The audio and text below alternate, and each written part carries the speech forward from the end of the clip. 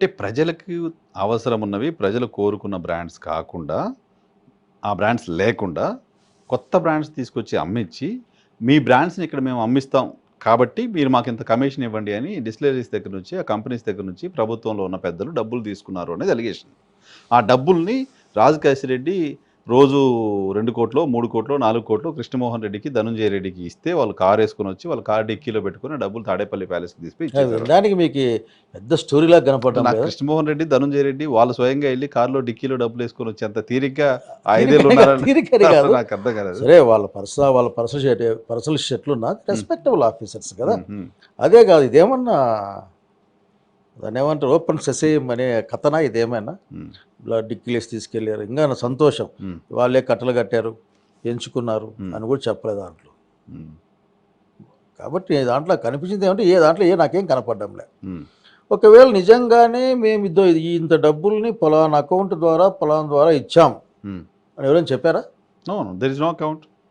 ఆంధ్రప్రదేశ్ రాష్ట్రంలో పర్టికులర్ మద్యం ఇష్యూలో మాత్రమే మీరు ఆన్లైన్ ట్రాన్సాక్షన్ లేకుండా మొత్తం క్యాష్ ట్రాన్సాక్షన్ పెట్టారనేది కదా అలిగేషన్. అరే మేము చెప్పేది ఏమంటే, ఒక గవర్నమెంట్ సెక్టర్లో షాప్ ఉంది.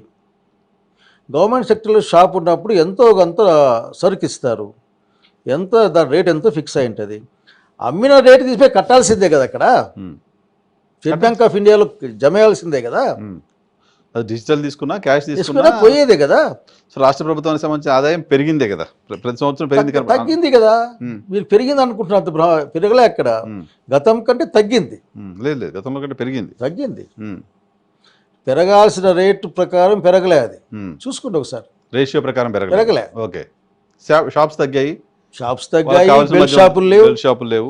ఊరికే ఏమైనా 10 బాటిల్ ఎత్తకపోయి అమ్ముకుంటున్నాం. రేటు పెరిగింది కాబట్టి డబ్బులు ఎక్కువ కనపడతాయి అంతే. But quantum of the liquor తక్కువ, క్వాంటిటీ తక్కువ. పైగా ఇదేమి ఆకుకూర, పాలకూర ఈ టైప్ మంచి మద్యము, లేకుంటే కోరిన మద్యము, మద్యం కదా ఎలక్షన్ ప్రామిస్ టీడీపీ. నిజంగానే నాకు ఎక్కువ బాధేసే అంశం ఏంటంటే, ఈ చంద్రబాబు నాయుడు గారు అంత సీనియర్ లిక్కర్ని ఎలక్షన్ ప్రామిస్లో పెట్టాడు. నాణ్యమైన మద్యాన్ని సరసమైన ధరకిస్తాను అని బాటిల్ పట్టుకొని చూపించాడు సభలో ఆయన కదా. అసలుకి నాకు ఐ క్యాన్ అండర్స్టాండ్, ఇప్పటికీ I can assimilate what I saw in my olden days Chandrababu Naidu, today Chandrababu Naidu ఏందో మరి చాలా అసలుకి ఏదో పొలిటికల్ రివెంజ్ మనిషిలాగా అట్లా అనిపిస్తున్నారు తప్పనిస్తే నాకేం ఇంతమంది పరిపాలన అట్లా నాకేం కనపడడం లేదు. సో ఈ స్కామ్ అనేది కాదు, ఈ లిక్కర్ వ్యవహారం మొత్తం మీద ఇంతవరకు మెటీరియల్ ఎవిడెన్స్ ఎవరు ప్రొడ్యూస్ చేయలేదు. మన కళ్ళెదురు ఉంది కదా. పేపర్లు కూడా చూసాను నేను. ఇంకొక పేరు చెప్పడం లేదు వీళ్ళు అని చాలా వాపోయారు ఆఖరికి. చెప్పడం ఏందో నాకు అర్థం కాదంటే, ఎవరి పేరు చెప్తే వాళ్ళ పేరు రాసేసుకుంటారు. వాళ్ళకి కావాల్సిన పేరు చెప్పాలనేది వాళ్ళ ఇంటెన్షన్. అంటే చెప్తాను పేర్లు చెప్తారు అనుకోని రాసేస్తారా? దానికి సాక్ష్యం అవసరం లేదా? కనుక ఇందులో నాకేం కనపడలేదు. బట్ ఇందులో ఒక వెంజన్స్ అని నాకు కనిపిస్తాం. ఈ వెంజన్స్ ప్రకారం ఏమన్నా, బట్ ఐ థింక్ వాళ్ళంతా అనుకోవడం లేదు. ఎందుకంటే నేను చూసిన ఈ మధ్యకాలం పొలిటీషియన్లలో అత్యంత అభిమానులు కలిగి ఉన్న లీడర్ జగన్మోహన్ రెడ్డి గారు.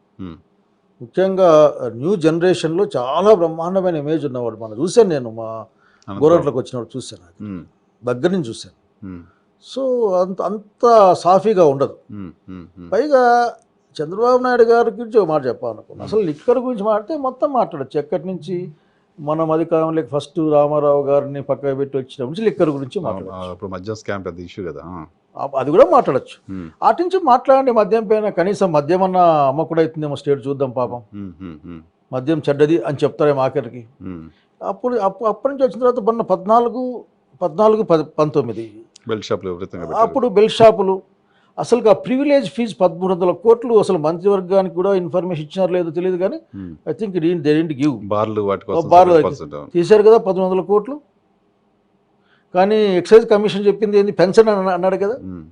మరి అతను పెంచమంటే దాన్ని తీసేశారు కదా. ఇది కనుక ఇట్లాంటి చాలా మాడుకోవాల్సి వస్తుంది. సరే, గత ప్రభుత్వం అంటే మీరేం చేశారు? మీరు 5 ఏళ్ళలో ఎందుకు దాన్ని విచారణ చేయలేదు, ఎందుకు దాన్ని తేల్చలేదు అనేది వస్తుంది కదా. ఎందుకు సిఐడి ఇప్పుడు లేదు, అది సిఐడి ఆల్రెడీ ఫైల్డ్ ఏ కేస్. గవర్నమెంట్ మారింది కాబట్టి స్లోనో లేకుంటే డార్మెంట్గా ఉందేమో, అంతేగాని నేనేమంటా అంటే అసలు ఆ రోజు మాట్లాడండి. ఏంది లిక్కర్ గురించి మాట్లాడదాం. అసలు లిక్కర్ వ్యతిరేక ఉద్యమాలు మాట్లాడదాం, లిక్కర్ తీసి డ్యామేజ్ గురించి మాట్లాడదాం. ఇక్కడ మీకు ఏం కనిపిస్తూ ఉంది? ఈరోజు పేరు చెప్పాలి, అరెస్ట్ చేయాలి, అన్ని పేర్లు చెప్పిన పేర్లే కదా. ఇప్పుడు సాయిరెడ్డి గారి పేరు వచ్చేట్లుంది. How the people believes him? ఇక్కడి నుంచి అక్కడికి పోతేనే అంటేనే పవిత్రులు అయిపోరు కదా. కాబట్టి ఇది ఇట్లా కాదు, ఎవిడెన్స్ లేకుండా ఏది లేకుండా డబ్బులు ఎక్కడ పోయి అర్థం